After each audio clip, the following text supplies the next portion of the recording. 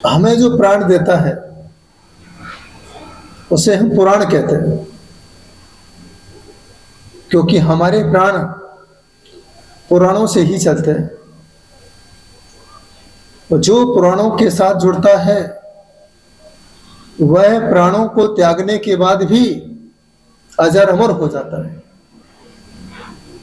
क्योंकि उसने प्राणों का ध्यान नहीं किया, उसने पुराणों का ध्यान किया, पुराण पुरुषों को याद किया।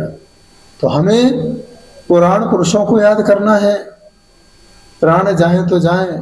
आचार्य विराट सागर जी महाराज इस युग के एक ऐसे आचार्य हो गए जिन्होंने साबित कर दिया, भले ही मेरे प्राण चले जाएं लेकिन मेरा पुराण नहीं जाना चाहिए। आज उसका पट्टाचार्य पद आचार्य विशुद्ध सागर महाराज, मैं तो कहता हूं इस युग के आध्यात्मिक संत यदि कोई है तो वह आचार्य विशुद्ध सागर महाराज है, जिनकी वाणी आध्यात्मिक पिपासु चातक की तरह सुनते हैं।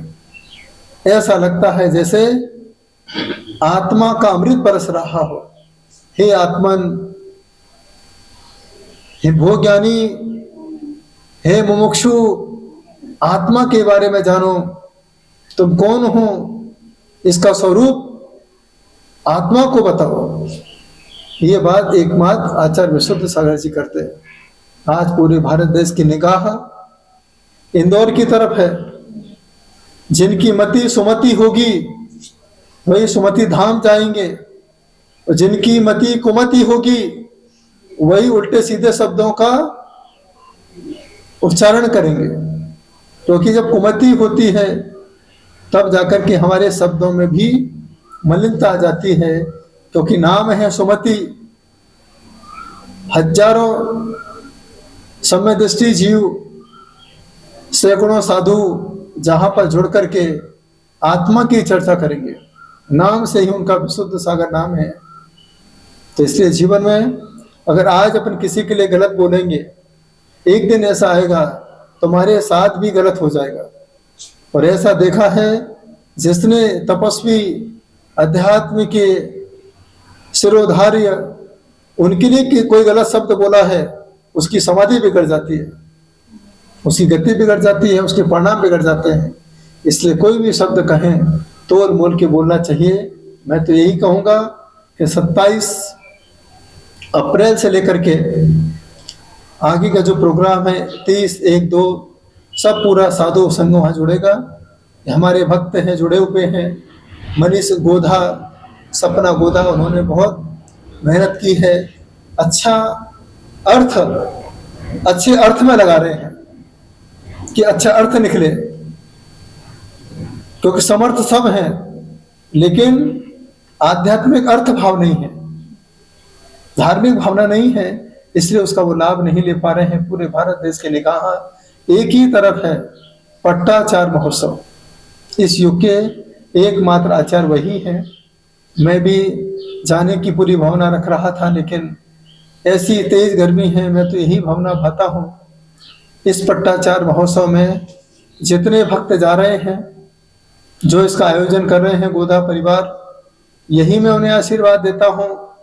यह महोत्सव इस पंचम काल का ऐसा महोत्सव बने जो सारे भक्तों को चौथे काल की याद दिला सके।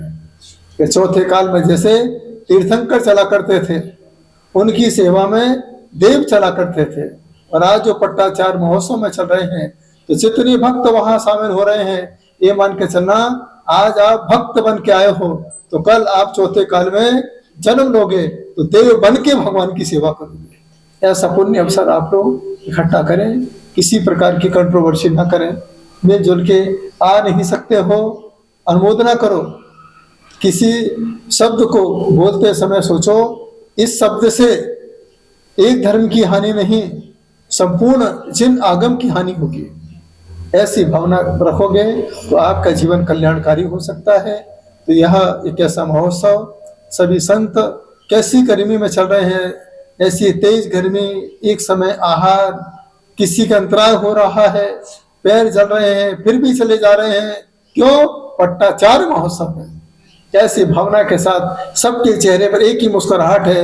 आज तक हमने प्रतिष्ठाएं तो देखी, उस प्रतिष्ठाओं में हमने पत्थर में भगवान देखे हैं, लेकिन आज एक ऐसी प्रतिष्ठा हो रही है जहां पर हमें साक्षात भगवान के दर्शन हो रहे हैं। एक साथ 450 भगवान आपके बीच में होंगे। उस समय का नजारा क्या होगा, जहां सपना का सपना पूरा होगा और मनीष का मन आनंदित होगा, गदगद होगा, क्योंकि ये सुमति वाले श्रावक हैं जिनकी मति सुमति है, इसलिए वो इस तरीके से महोत्सव कर रहे हैं। आप सभी उपस्थित हों पूरे मनोभावना के साथ। 27 तारीख इसलिए रखी है, 2 और 7, 2 मिलोगे तो रहोगे हमेशा साथ, 2 नहीं मिलोगे तो कभी साथ नहीं होगे।